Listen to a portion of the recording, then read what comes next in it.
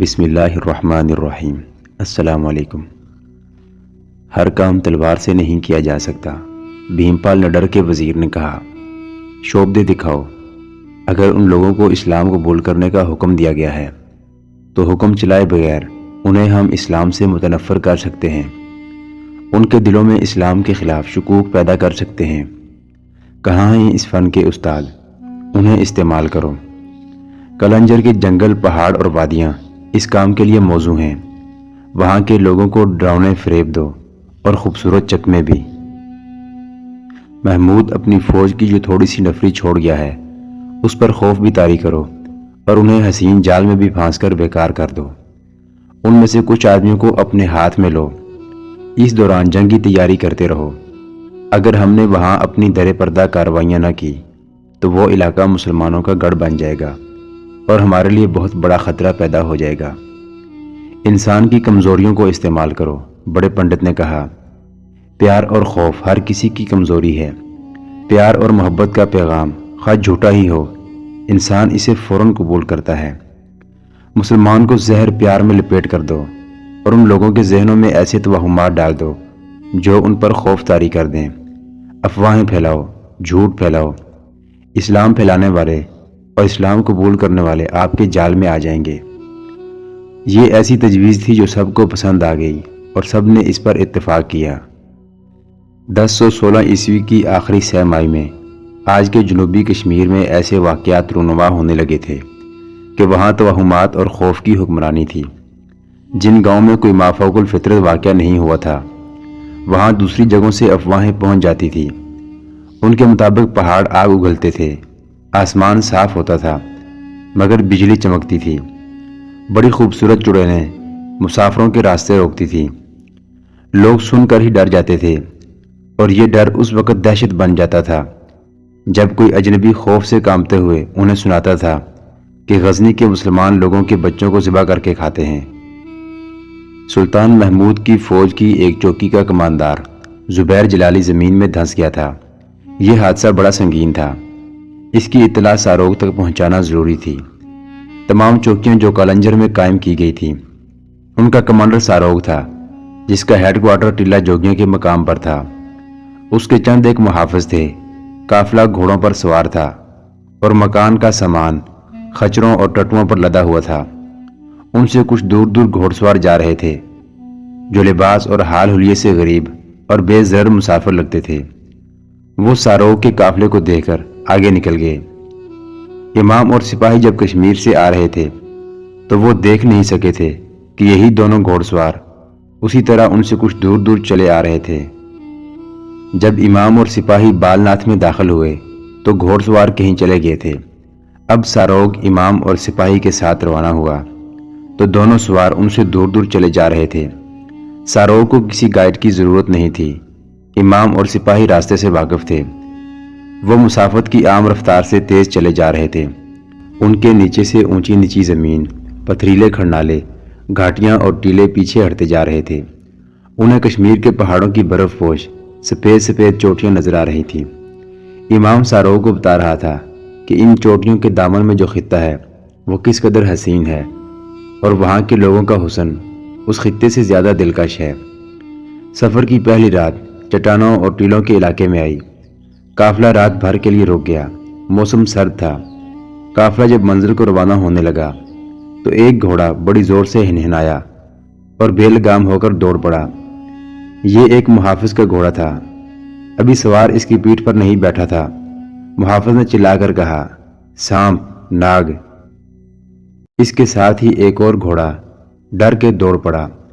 گھوڑے اور ٹٹو چلنے کو تیار تھے، اس لیے کھلے ہوئے تھے۔ دو گھوڑوں کی خوفزدہ آوازیں سن کر تمام گھوڑے، خچر اور ٹٹو ڈر کر بھاگ اٹھے۔ کسی پر کوئی سوار نہیں تھا۔ سب نے دیکھا کہ ایک 1.5 گز لمبا سانپ رینگ رہا تھا۔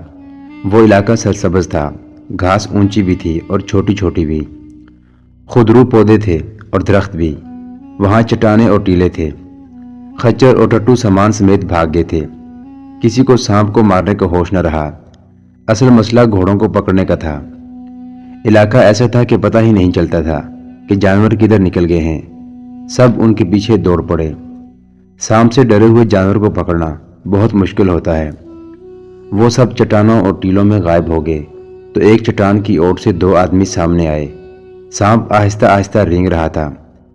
ان میں سے ایک آدمی نے سانپ کو گردن سے پکڑا اور پرے لے جا کر اپنے گھوڑے کی زین کے ساتھ بندھے ہوئے تھیلے میں ڈال کر تھیلے کا منہ بند کر دیا۔ وہاں ایک اور گھوڑا کھڑا تھا۔ وہ آدمی ایک گھوڑے پر سوار ہوا اور دوسرے کی لگام پکڑ کر ادھر آ گیا۔ اس کا ساتھی گھوڑے پر سوار ہوا اور دونوں وہاں سے غائب ہو گئے۔ آج کا دن تو یہ اپنے گھوڑے ٹٹو پکڑتے رہیں گے، ایک نے کہا۔ آگے چلو، یہ واپس نہیں جائیں گے۔ ہو سکتا ہے واپس چلے جائیں، دوسرے نے کہا۔ ان پر نظر رکھو۔ دن کا پچھلا پہر تھا جب ساروغ کا قافلہ اس حال میں کلنجر کی طرف چلا جا رہا تھا کہ نصف قافلہ پیدل تھا اور سامان والے صرف 2 ٹٹو ساتھ تھے۔ انہوں نے بڑی مشکل سے ان 2-4 گھوڑوں اور 2-4 ٹٹوؤں کو پکڑا تھا۔ ساروغ عزم کا پکا تھا، میدان جنگ کا دھنی تھا، کسی دشواری اور کسی رکاوٹ کو خاطر میں نہیں لاتا تھا۔ اس نے قافلے سے کہا کہ جو پیدل چلتے تھک جائے وہ گھوڑے پر سوار ہو جائے، میں خود پیدل چلوں گا۔ ہندوستان کے ناگ ہمارا راستہ نہیں روک سکتے۔ اب راستہ پہاڑیوں کے اندر سے گزرتا تھا۔ ایک طرف پہاڑ اور دوسری طرف دور نیچے کو گئی ہوئی ڈھلان تھی۔ تھوڑے تھوڑے فاصلے پر راستہ مڑتا تھا، کبھی 2 پہاڑوں کے درمیان چلا جاتا تھا۔ وہ جوں جوں آگے بڑھتے جا رہے تھے، سردی بڑھتی جا رہی تھی، ہوائیں یخ ہوتی جا رہی تھی۔ اگر ان کے پاس کھانے پینے کا سامان نہیں تھا تو بھی بھوک اور پیاس سے مرنے کا کوئی خطرہ نہیں تھا۔ وہاں پانی کی بہتات تھی اور پھلدار درخت بھی تھے۔ بچے کھچے گھوڑوں کے لیے گھاس ہی گھاس تھی۔ قافلے نے رات چٹانوں میں قدرتی گفوں میں گزاری۔ گھوڑے باہے بندھے رہے۔ روانگی کے لیے گھوڑوں پر زینیں ڈالی گئیں اور قافلہ روانہ ہو گیا۔ ساروغ خود پیدل چلنے لگا۔ اس نے امام کو ایک گھوڑے پر سوار کر دیا۔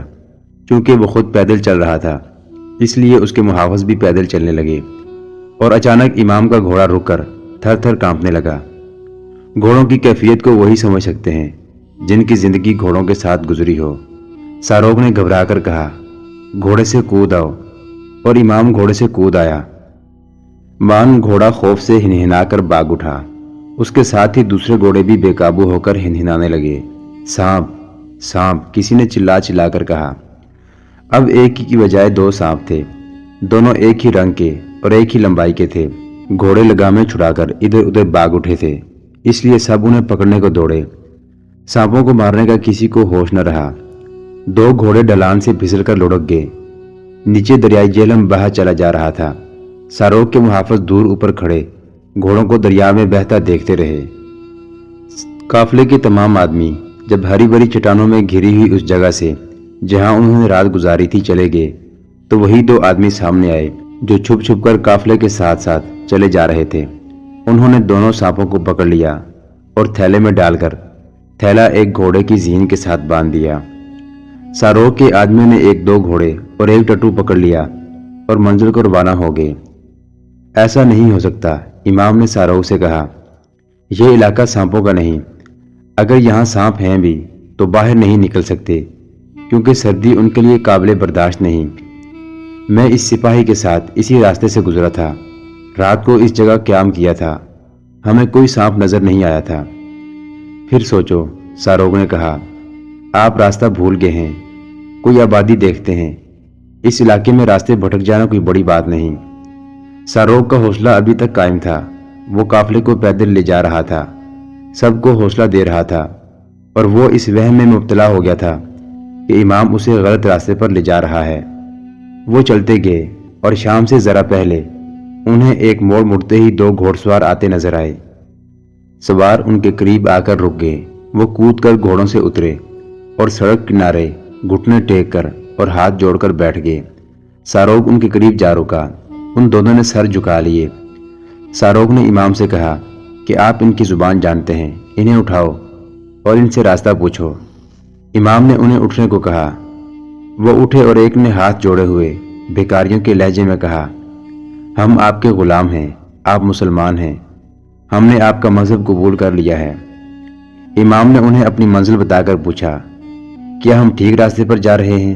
نہیں، ایک نے کہا، ہم آپ کو بہت دور سے دیکھ کر آئے ہیں، ہم حیران ہیں کہ آپ اس علاقے سے زندہ کس طرح نکل آئے ہیں۔ इसे हम मौत की वादी कहा करते हैं। इस इलाके में तो शेर भी नहीं आता, ये सांपों का इलाका है। आप जिधर जा रहे हैं उधर हर दरख्त के साथ एक सांप लिपटा हुआ नजर आएगा। आप ये रास्ता छोड़ दें। और वो रास्ता बताने लगा, फिर बोला, मगर आप नहीं समझ सकेंगे। 3-4 मोड़ मोड़कर आप भूल जाएंगे कि किधर जाना है। हम दोनों आपके साथ चले चलेंगे। इमाम ने सारोग को बताया तो सारोग ने कहा कि इन्हें साथ ले चलो, हम इन्हें उजरत देंगे। दोनों सवार उस पैदल काफिले की गाइड बन गए। रास्ते में सारोग ने इमाम की मार्फत उन आदमियों से पूछा कि वो इन अजीबो गरीब वाकयात से वाकिफ हैं जो कलंजर के इलाके में रुनमा हो रहे हैं। हम उधर से ही भाग कर आए हैं, एक आदमी ने जवाब दिया। हम अपने बाल बच्चों को इधर ले आए हैं।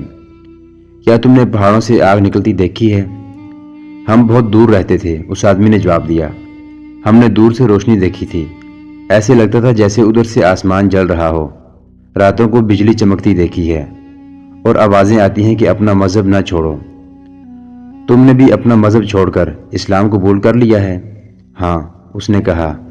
हम इस्लाम को सच्चा मजहब समझते हैं, इसलिए उधर से भाग आए हैं। हम आपका मजहब नहीं छोड़ेंगे।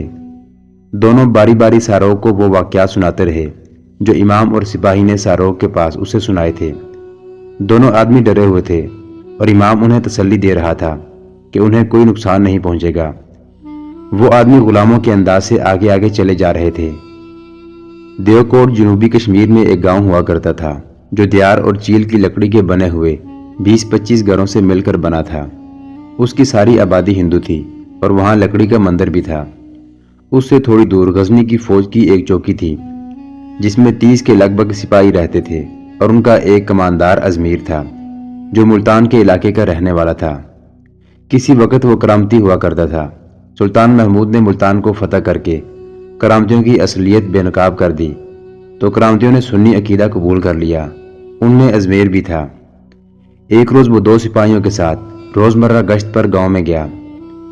सुल्तान महमूद के हुक्म से वहां से मंदिर हटाकर मस्जिद बना दी गई थी और वहां एक इमाम भी मुकर्रर कर दिया गया था जो वहां के लोगों को इस्लाम के सबक देता और उन्हें इस्लामी इबादत सिखा रहा था। उस गांव के लोग भी दहशत ज़दा थे। उन्होंने करीब की पहाड़ी पर बिजली चमकती और उसकी रोशनी गांव पर पड़ती देखी थी। इमाम ने एक रात बाहर जाकर ऐसी ही रोशनी में 3 लड़कियां बिल्कुल बरहना देखी थी। हवा बहुत तेज थी जिससे उनके बाल उड़ उड़कर उनके चेहरों को ढांप रहे थे। वो चट्टान की ढलान पर चील के पेड़ों के दरमियान खड़ी थी। रात तारीक थी। सामने वाले पहाड़ पर चमक हुई। उसकी रोशनी उस चट्टान पर पड़ी। इमाम इत्तेफाक से बाहर खड़ा था। उसे उस रोशनी में जो बहुत तेज नहीं मध्यम सी थी ये लड़कियां नजर आई। रोशनी बुझ गई। जरा देर बाद फिर रोशनी उसी जगह पड़ी तो वहां कुछ भी न था। इमाम ने अहकाम के मुताबिक करीबी चौकी में जाकर कमांडर अजमेर को बताया था कि रात उसने क्या देखा है। उसने अजमेर को यह भी बताया था कि गांव के लोग उसके पीछे पड़े हुए हैं कि अगर इस्लाम खुदा का मजहब है तो इमाम उन्हें इसका मौजज़ा दिखाए। गांव के लोग कहते थे कि उन्हें अपना मजहब तब्दील करने की सजा मिल रही है और बहुत आफत आ रही है। अजमेर गांव में गया। उसने लोगों का खौफ दूर करने की कोशिश की लेकिन वो खुद चकराया हुआ था। वो आलिम फाजिल नहीं था, वलीउल्लाह नहीं था, पैगंबर नहीं था। उसके पास कोई ठोस दलील नहीं थी जिसके जोर पर वो डरे हुए लोगों को कायल करता। उसके पास एक ही दलील थी जो उसने इन अल्फाज में दी, अगर किसी ने इस्लाम के खिलाफ बात की तो उसकी गर्दन उड़ा दी जाएगी। वो इमाम के साथ मस्जिद में चला गया और इमाम से कहा, मैं फौजी हूँ, आप इमाम हैं, आलिम हैं, क्या आपका इल्म ये नहीं बता सकता कि ये क्या हो रहा है? लोगों को कुछ बताएं वरना मुसलमान सिपाही भी इस्लाम से दस्तबरदार हो जाएंगे। मैं हाथों से लड़ सकता हूँ और लड़ा हूँ। मैंने किलों की दीवारें फलांगी हैं मगर मजहब के मामले में उजड़ और बड़ा ही कमज़ोर इंसान हूँ। मुझे यहाँ इसलिए रखा गया है कि इस्लाम की पासबानी और आपकी हिफाजत करूँ। सुल्तान का हुक्म है कि लोगों के दिलों पर कब्जा करो, मगर यहाँ ऐसे वाक़यात हो रहे हैं कि लोगों के दिल शकूक और खौफ से भर गए हैं। मुझे कुछ बताएं, कहीं ऐसा ना हो कि मैं भी गुमराह हो जाऊं। इमाम के पास कोई दलील नहीं थी। अजमेर वहां के लोगों को डांट डपट कर वापस आ गया। वो परेशान और मुस्तरब था। उसे गांव के लोगों की ये आवाज़ें जैसे तन्हाई में भी सुनाई दे रही थीं। اگر اسلام سچا مذہب ہے تو اس کا معجزہ دکھاؤ۔ اس کی چوکی ایک پہاڑی کی ڈھلان پر تھی۔ یہ بھی لکڑی کا ایک 2 منزلہ مکان تھا۔ رات کو ازمیر بالائی منزل کی کھڑکی کھولے باہر دیکھ رہا تھا۔ رات اندھیری تھی اور سرد بھی تھی۔ اسے باہر کچھ بھی نظر نہیں آ رہا تھا۔ کشمیر کے پیڑ پودوں کی مہک اسے مسحور کر رہی تھی۔ وہ اسلام کا شیدائی تھا، مگر یہاں آ کر اسلام کڑے امتحان میں پڑ گیا تھا۔ ازمیر کو یقین تھا اور یہ اس کا ایمان تھا کہ ہندوؤں کا مذہب باطل ہے اور بت پرستی کفر ہے، مگر اس کے لیے ثابت کرنا محال ہو گیا تھا کہ اس کا مذہب برحق ہے۔ اسے دور کسی پہاڑ کی چوٹی پر ڈھلان پر روشنی سی نظر آئی۔ اچھی خاصی چمک تھی۔ یہ روشنی 1-2 بار چمکی اور بجھی۔ ازمیر کے رونگٹے کھڑے ہو گئے۔ وہ سوچنے لگا کہ کل کسی گاؤں سے یہ خبر اٹھے گی کہ رات ان کے گاؤں پر بجلی چمکی تھی، یا یہ کہ رات ایک پہاڑی نے شعلے اگلے تھے۔ کماندار ازمیر اتنا پریشان ہوا کہ قبلہ روح ہو گیا اور اس کے ہاتھ اپنے آپ دعا کے لیے اٹھے۔ وہ گڑ گڑایا، خدائے ذوالجلال، اپنے نام کی لاج رکھ لو، اپنے مذہب کی لاج رکھ لو، مجھے اپنے نور کی چمک دکھاؤ کہ میں باطل کی ان روشنیوں کا راز پا کر انہیں بجھا سکوں۔ اگلی صبح اس کے دل پر یہی بوجھ تھا۔ وہ اپنا فرض سمجھتا تھا کہ اپنے مذہب کی عظمت ثابت کرے، مگر اس کے پاس اتنا علم نہیں تھا اور اتنی عقل بھی نہیں تھی۔ سورج اوپر اٹھایا تو وہ گھوڑے پر سوار ہوا اور اکیلا باہر نکل گیا۔ وہ لوگوں کی جھونپڑیوں میں جا کر ان کی باتیں سننا چاہتا تھا۔ اس زمانے میں اس علاقے کا جنگل گھنا تھا اور اس میں درندے بھی پائے جاتے تھے۔ ریچھ بھی کہیں کہیں نظر آتا تھا۔ ازمیر کے پاس برچھی تھی اور کمان بھی۔ وہ چوکی سے کچھ دور جنگل میں چلا گیا۔ آگے ایک ندی تھی۔ اسے عورتوں کے ہنسنے کی آوازیں سنائی دیں۔ اس نے درختوں کی اوٹ میں جا کر دیکھا۔ 3 جوان لڑکیاں ندی میں نہا رہی تھی اور ایک دوسری پر پانی کے چھینٹے پھینک رہی تھی۔ کمر کے اوپر سے وہ برہنہ تھی۔ اس سے نیچے ہر لڑکی نے باریک سا کپڑا باندھ رکھا تھا۔ ازمیر لڑکیوں کے حسن پر حیران نہ ہوا، کیونکہ خدا نے اس خطے کو نسوانی حسن سے نوازا تھا۔ حیران وہ اس پر ہوا کہ قریب کوئی آبادی نہیں تھی اور یہاں کوئی عورت نہانے یا کپڑے دھونے کے لیے نہیں آتی تھی۔ یہ لڑکیاں دیہاتی معلوم نہیں ہوتی تھی۔ اسے شک ہونے لگا کہ یہ وہی لڑکیاں ہیں جن کے متعلق مشہور ہے کہ چڑیلیں یا بدروہیں ہیں، اور وہ کہیں کہیں آبادیوں سے دور نظر آتی ہیں۔ وہ انہیں مبہوت ہو کر دیکھ ہی رہا تھا کہ ایک لڑکی نے ایک طرف دیکھتے ہوئے بڑی زور سے چیخ ماری اور دوڑ پڑی۔ ایک اور لڑکی اس کے پیچھے دوڑی۔ تیسری، جو ندی کے کنارے پر بیٹھی ہوئی تھی، اٹھی اور جب دوڑنے لگی تو پانی میں گر پڑی۔ پانی گہرا نہیں تھا، گھٹنوں سے بھی نیچے تھا۔ ازمیر درختوں سے آگے ہو گیا۔ تب اس نے ایک بہت بڑا ریچھ دیکھا جو ندی میں اتر رہا تھا اور بڑے غصے سے غرا رہا تھا۔ لڑکی اٹھی، لیکن ریچھ کو اتنی قریب دیکھ کر اس پر اتنی دہشت طاری ہو گئی تھی کہ پھر گر پڑی۔ ریچھ اسے پکڑنے کے لیے ندی میں اتر گیا۔ ازمیر فوراً سمجھ گیا کہ یہ لڑکیاں انسان ہیں، چڑیلیں یا بدروہیں نہیں۔ اس نے لگام کو جھٹکا دے کر ایڑ لگائی۔ گھوڑا تیزی سے آگے بڑھا۔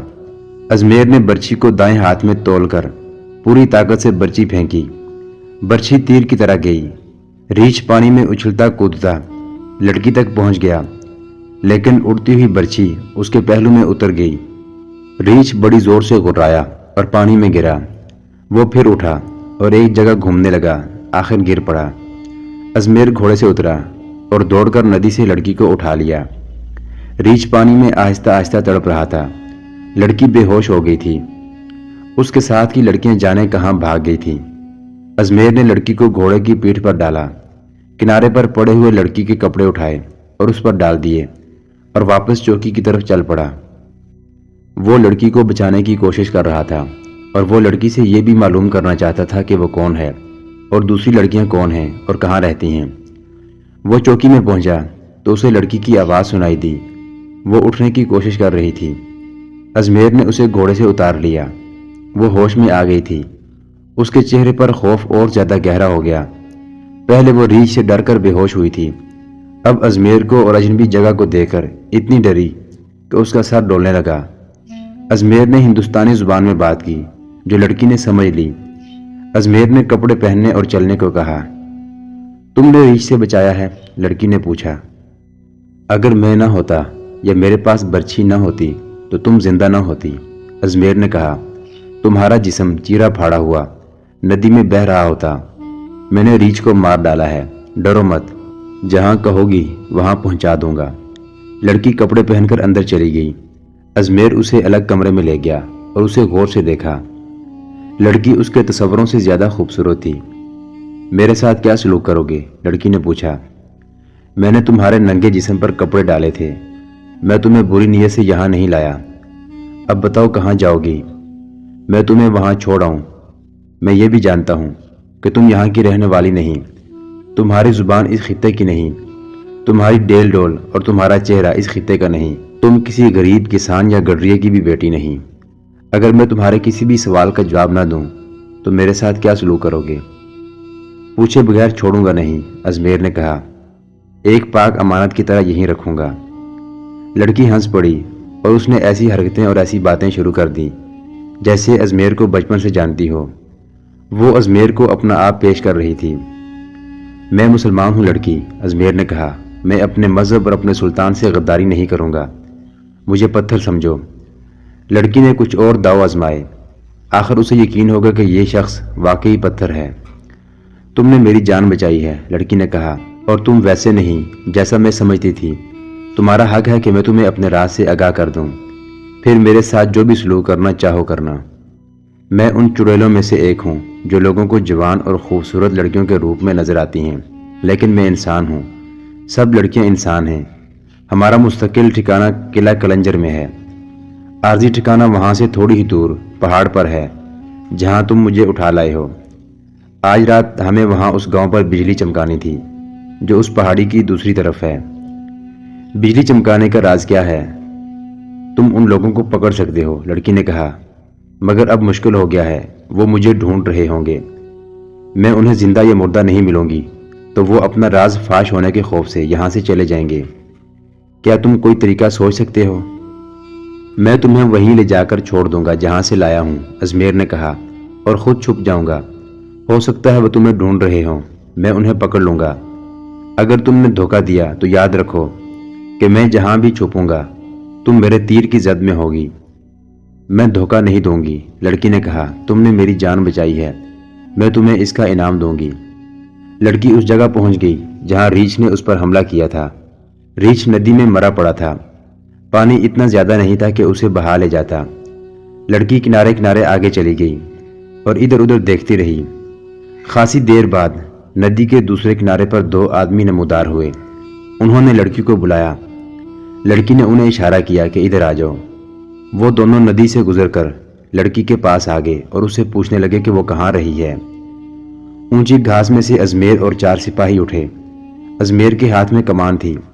दोनों आदमियों ने उन्हें देखा तो वो घबराकर इधर उधर देखने लगे, मगर अजमेर की ललकार ने उन्हें भागने न दिया। करीब जाकर उन्हें घेर लिया। हमें अपने ठिकाने पर ले चलो, अजमेर ने उन्हें कहा।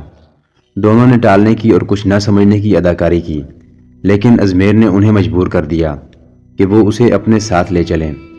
दोनों ने लड़की को बुरा भला कहना शुरू कर दिया कि उनका राज उसने फाश किया है।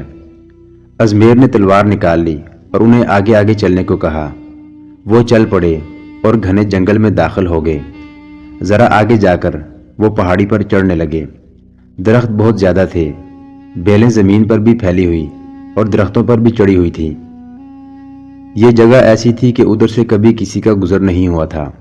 खासा ऊपर गए तो पहाड़ी की अभी चोटी नहीं आई थी। वहां पहाड़ी दीवार की तरह सीधी हो गई थी। वहां खुशक लकड़ियों का ढेर लगा हुआ था। उससे जरा परे एक गुफ सी बनी हुई थी। बाहर की आवाजें सुनकर गुफ में से 2 लड़कियां निकलीं। अजमेर ने उन्हें नदी में नहाते हुए देखा था। वो फौजियों को अपने आदमियों के साथ देखकर घबरा गई। अजमेर ने गुफ में जाकर देखा। वहां 5-6 फुट ऊंचा लकड़ी का एक तख्ता रखा था जो कदे आदम आईना मालूम होता था। ये आईने की तरह शफाफ और चमकदार था। ये सब क्या है? अजमेर ने पूछा। कुछ भी नहीं, एक आदमी ने कहा। हम तो ऐसे ही यहाँ आ गए हैं। अजमेर ने उस लड़की की तरफ देखा जिसे उसने रीछ से बचाया था। ये लड़की अजमेर की एहसानमंद थी। उसके इवज उसने अजमेर को यह राज बताने का वादा किया था। उसने अपने आदमियों से कहा कि अब पर्दा डालना बेकार है क्योंकि वो पर्दा उठा चुकी है। अजमेर को वो ऊपर ले गए। वहां से उसने देखा دور نیچے درختوں اور سبزہ زار میں اپنی چوکی نظر آ رہی تھی، اور اس سے دور وہ گاؤں درختوں میں سے ذرا ذرا دکھائی دے رہا تھا جہاں ازمیر گیا تھا۔ اسے بتایا گیا کہ پہاڑی جہاں سے عمودی ہو جاتی ہے وہاں لکڑیوں کے ڈھیر کو آگ لگائی جائے گی۔ یہ آگ نیچے کے گاؤں والوں کو نظر نہیں آ سکتی۔ اس کے سامنے اور اوپر جہاں وہ کھڑے تھے یہ آئینہ رکھا جائے گا۔ آگ پر تیل پھینکتے رہیں گے جس سے شعلہ اور زیادہ بڑکے گا اور اوپر کو لپکے گا۔ اس کی چمک آئینے پر پڑے گی۔ آئینے کو چوکی اور پھر گاؤں کی سمت کر کے آہستہ آہستہ 1-2 بار ہلایا جائے گا۔ اس کی چمک دور نیچے اس طرح پڑے گی جس طرح بجلی چمکتی ہے۔ ازمیر کے لیے یہ سمجھنا مشکل نہ تھا۔ اسے یہ بتایا گیا کہ اس رات اس کی چوکی اور گاؤں پر چمک مارنی تھی۔ اس سے پہلے کسی اور جگہ سے گاؤں پر چمک ماری جا چکی تھی۔ یہ عقل کا کھیل ہے، ایک آدمی نے کہا۔ رات کو پہاڑی سے آگ کا عکس اس چمکدار تختے پر سے لیا جاتا ہے تو دور نیچے سے دیکھنے والوں کو یوں نظر آتا ہے جیسے یہ چمک آسمان کی ہو۔ ان پہاڑیوں کی بلندیوں سے جو لوگ واقف ہیں رات کو بھی شک نہیں کر سکتے کہ یہ چمک پہاڑ سے آ رہی ہے۔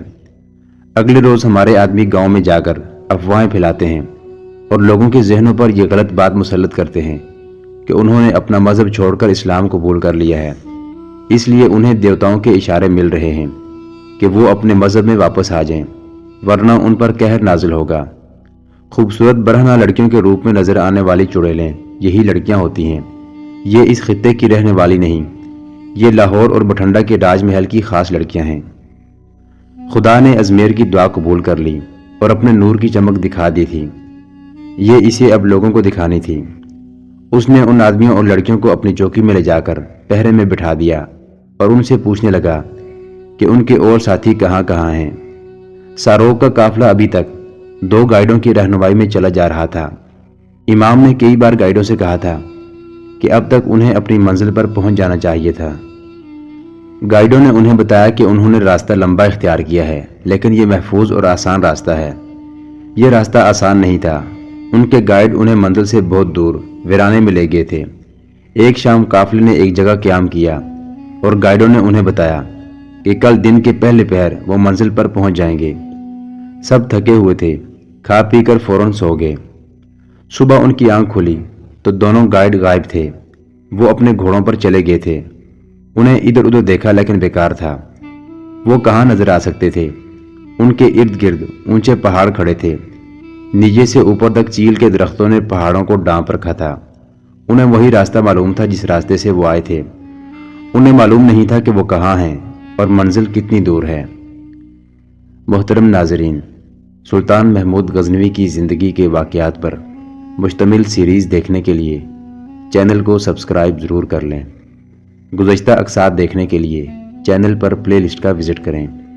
ویڈیو کو لائک اور شیئر ضرور کیجیے۔ کمنٹ باکس میں اسلام زندہ باد ضرور ٹائپ کریں۔ اللہ آپ کا حامی و ناصر ہو۔